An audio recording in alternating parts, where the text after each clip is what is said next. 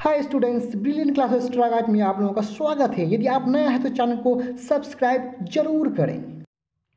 Hello students, brilliant classes के NCERT solution में आपका स्वागत है। आज हम लोग प्रश्नावली 14.1 का प्रश्न क्रमांक 6 को हल करेंगे।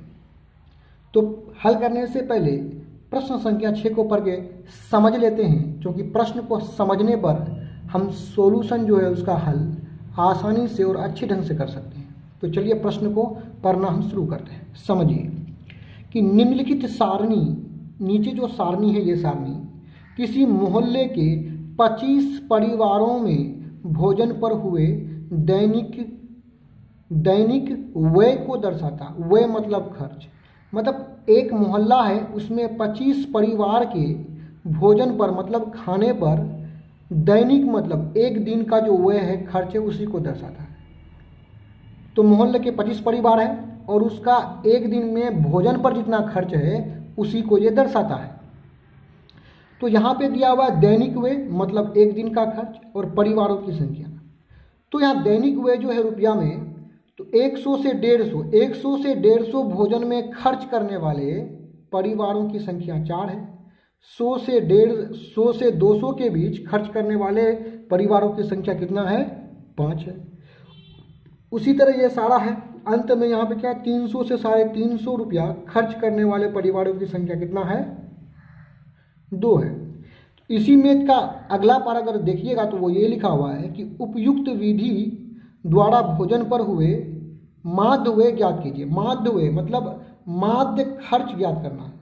यानी ये समझिए आपको इसका क्या निकालना है? माध्य ज्ञात करना है, वो भी एक उपयुक्त मतलब एक अच्छा विधि द्वारा। तो यहाँ पे देखिए, यहाँ जो आप वर्ग और बारंबारता को देखते हैं परिवारों की संख्या, तो इनका संख्यात्मक मान काफ़ी बड़ा बड़ा है। जैसे 100 से 150 बड़ा बड़ा मान हो गया, 150 से 200 बड़ा बड़ा मान हो गया। तो इसके लिए हम लोग बड़ा मान रहेगा तो हम प्रयोग करेंगे, पग विचरण विधि का प्रयोग करेंगे। तो चलिए पग विचरण विधि से बनाने के लिए हमको सबसे पहले जो है ये 2 कॉलम तो बनाना ही पड़ेगा, इसके अतिरिक्त 3 और कॉलम बनाना पड़ेगा। तो इस प्रकार हम लोग जो है 6 नंबर यहाँ पे लिख लेंगे। इस प्रकार हम लोग इसको हल करने के लिए, पग विचरण विधि से हल करने के लिए 1 2 3 4 5 कॉलम बना लेंगे। पहला जो कॉलम है दैनिक व्यय रुपया में, तो दैनिक व्यय रुपया में ये सारा जो वर्ग है 1 2 3 4 5 पाँचों वर्ग को यहाँ पे उतार लिए। अब दूसरा क्या है? परिवारों की संख्या। तो परिवारों की संख्या यहाँ पे, तो उसके आगे जो परिवारों की संख्या मतलब बारंबारता, यानी दूसरा जो वर्ग है इसी को कहते हैं बारंबारता। इसको यफ से सूचित करते हैं। तो चलिए वहाँ से उतार लेते हैं। पहला है 4 5 12 2 2। चलिए इसको उतार लिए। अब इसको हमको क्या करना है? हल करना है। तो देखिए ध्यान से इसको, ये जो कॉलम होगा ये x होगा और ये अगला होगा u का, यानी u का सूत्र होता है x माइनस a बटा h। अगला हो जाएगा fu वाला कॉलम। तो चलिए हम लोग x का मान निकालते हैं। x का मान निकालने का सूत्र हम लोग जानते हैं।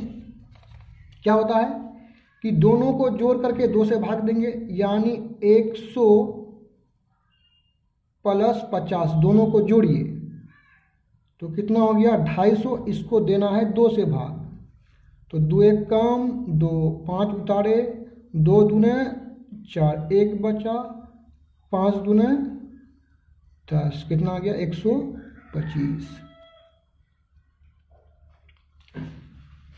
इसी प्रकार हम लोग दूसरा का निकालेंगे।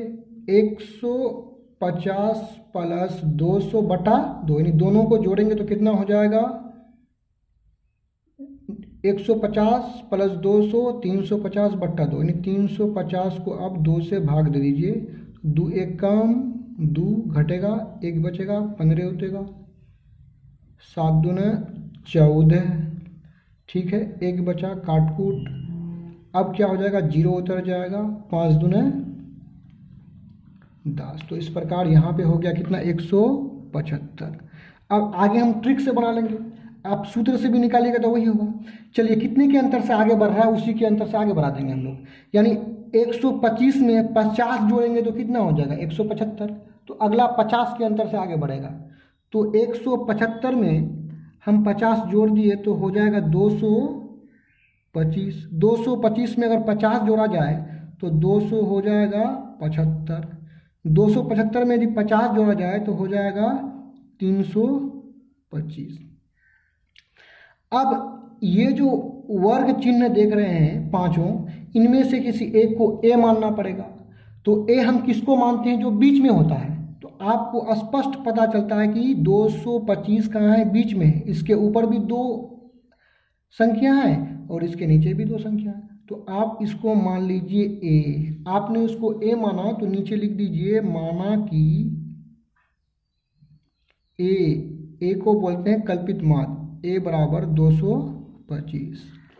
अब यहाँ u का मान देखिए, u का मान यदि सूत्र से निकालिएगा आप, जो ट्रिक है उसके अलावा सूत्र से निकालिएगा तो आपको h भी चाहिए। तो चलिए h का भी मान निकाल लेते हैं, और सूत्र का जब प्रयोग करेंगे तब भी हमको h का मान चाहिए। तो h का मान निकाल लेते हैं। तो h का मान निकालने के लिए हम किसी भी वर्ग के बड़ा मान में छोटा मान को घटा देंगे।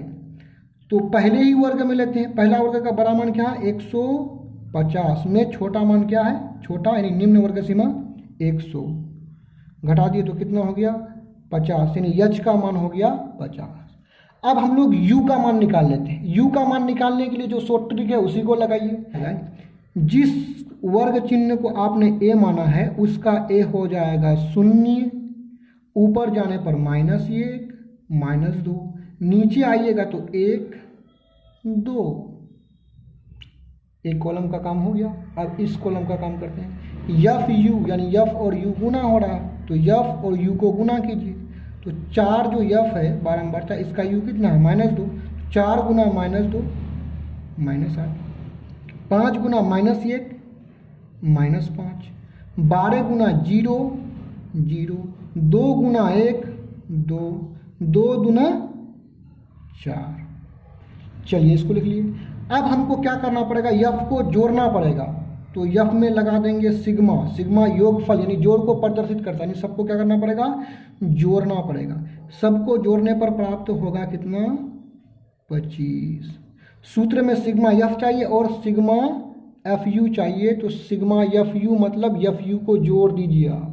चलिए इसको जोड़ते हैं। अब इसमें थोड़ा सावधानी पूर्वक जोड़िएगा, प्लस माइनस दोनों है। तो एफ यू को जोड़ने पर -7 प्राप्त होगा। वो कैसे प्राप्त होगा थोड़ा सा देख लीजिए, क्योंकि यहाँ माइनस और प्लस दोनों वाला संख्या है। तो पहले माइनस वाले को जोड़ते हैं। -8 -5 हो जाएगा कितना? -13 हो जाएगा। उसी तरह 2 और 4 हो जाएगा 6। तो 6 -13 यानी 6 में 13 घटेगा तो हमें प्राप्त होगा कितना? यानी उल्टा घटाना पड़ेगा। तो उल्टा के लिए क्या होता है? माइनस होता है। 13 से 6 जाएगा तो कितना बचेगा? 7 बचेगा। तो यहाँ पे हमने पहले ही 7 इसको लिख लिया यहाँ पे। अब हम लोग सूत्र को लिखते हैं। तो अब यहाँ देखिए माध्य का सूत्र होता है a plus sigma F you बट्टे सिग्मा एफ इंटू एच। तो अब बराबर के नीचे बराबर लिखते हैं। a का मान यहाँ से रखते हैं, कितना है? 225। उसके बाद क्या है? प्लस है, प्लस को लिखते हैं। सिग्मा एफ यू कितना निकाला अभी हमने? -7 लिए वहाँ से, बट्टा सिग्मा एफ। तो सिग्मा एफ का मान कितना है? 25 है।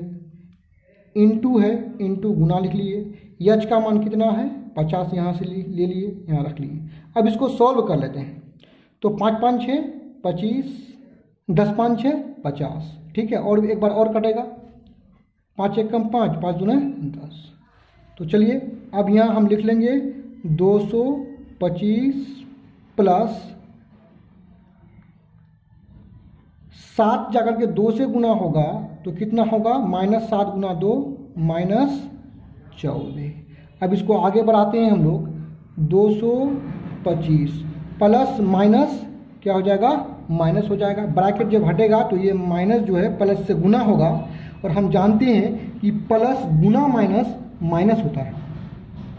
अब कितना है? 14 है। चलिए इसको यहाँ पे घटा लेते हैं। बराबर 225 से 14 को घटाएंगे तो प्राप्त होगा 211। ये आपका हो गया आंसर। इस प्रकार प्रश्न संख्या 6 का माध्य व्यय हो गया 211। 11 आंसर। मैं उम्मीद करता हूँ कि वीडियो आप लोगों को अच्छा लगा होगा, समझ में आया होगा। यदि आप चैनल में नया है तो सब्सक्राइब जरूर कीजिएगा। यदि और वीडियो देखना है तो हमारे चैनल के प्लेलिस्ट में जाकर के आप देख सकते हैं। धन्यवाद।